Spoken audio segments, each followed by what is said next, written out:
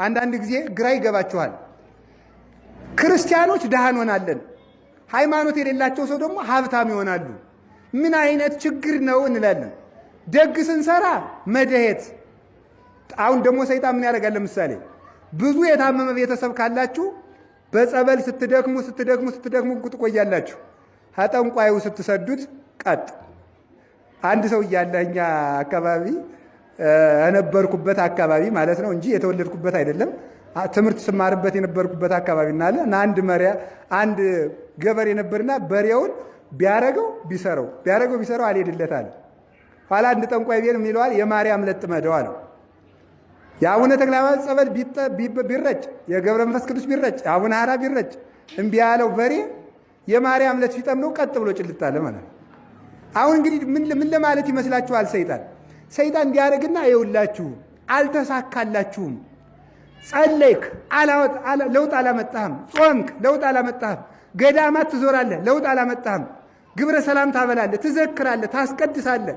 ምንም ያመጣው ነገር የለም። እኔን እኮ ማሸነፍ አልቻልክም ብሎ ተስፋ ለማስቆረጥ ምድራዊ ነገሮችን ሲጎሉብን እግዚአብሔር እንደተወን እንድንቆጥርና እግዚአብሔር ከኛ ጋር እንደሌለ እንድንቆጥር ሃይማኖታችንም ትክክል ያልሆነ እንዲመስለን ለማድረግ የሌሎችን ስኬት እየጠቃቀሰ የእኛን ጎደሎነት እየጠቀሰ ክርስትና ትክክለኛ ሃይማኖት አይደለም።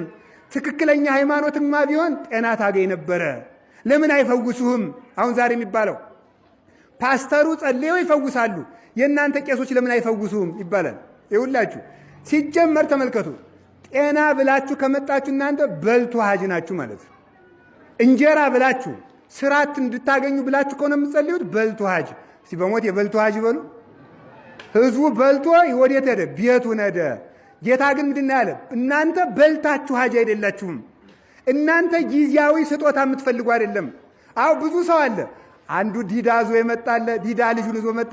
ልጄ ዲዳውን አብኝ ጌታችን ኢየሱስ ክርስቶስ በቃ እምነትሽ አድኖልሻል። ድኖ ቤቱን። ደንቆሮ ሆኖብኝ ልጆ ድኖላል። ድኖ ቤቱን። 12 ዓመት ደም ሲፈሳት የነበረች ሴት ደሙ ቀጥ አለላት፣ ድና ቤቷን።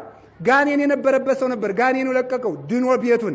ሐዋርያትን ግን ቤታችሁን ሳናላቸው ማዶ እንሻገር። እስኪ በሉ ሁላችሁ ማዶ እንሻገር በሉ።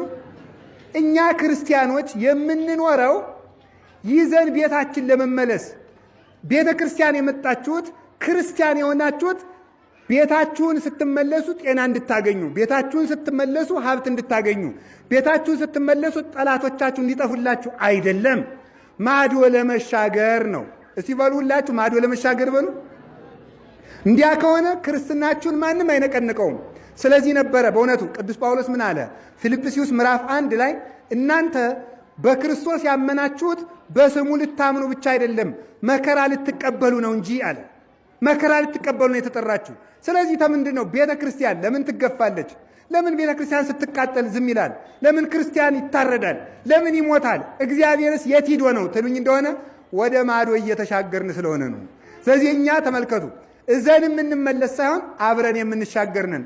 እስኪ አንድ ጊዜ አብረን እንሻገራለን በሉ። አቤት አቤት አብረን 12 ሐዋርያት ነበሩት ክርስቶስ አይደል? እንዲያው በዚያ 12 ሐዋርያት ሲኖሩ 3 ዓመት ሲኖር አንድ ደቀ መዝሙር ከ12 ሐዋርያት ወይ ጴጥሮስ ወይ ዮሐንስ ራሴን አድነኝ ሲል ሰምታችሁ ታውቃላችሁ? አላለም። ሆዴን ይቆርጠኛል ያለ ሰምታችሁ? እውነት ግን ሐዋርያት 12 ውስጥ ቢያንስ አንዱን ሆዱን የሚቆርጠው የለም? ቢያንስ አንዱ እንደ ውጋት የለበትም? ቢያንስ አንዱን ጉንፋን አይዘው? እውነት ግን ሐዋርያት ሕመም የሌለባቸው ሆኖ ይመስላችኋል? ሐዋርያት ቤት የማያስፈልጋቸው ናቸው? እነሱ የሚበረድ ስጋ የላቸው? ፀሐይ የሚመታው ስጋ የላቸው?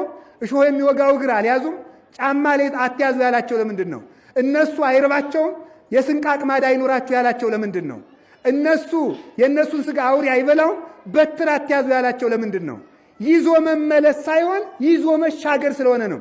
የተጨነቀላቸው ለሰማይ ሕይወታቸው ነው እንጂ ለዚህኛው አልነበረም። ስለዚህ ሰማያዊ ሕሊና እንዲኖረን በጊዜው በምናጣው ነገር፣ በጊዜው በሚጠፋው ነገር፣ በጊዜው በምንዘረፈው፣ በጊዜው በሚደነፉ ሰዎች ተጨንቀን ተቸግረን ሃይማኖታችን እንዳንግድ ክርስቶስ ምን አለን? ወደ ማዶ እንሻገር። አሻግሮ የሚያይ እግዚአብሔር ያድለን።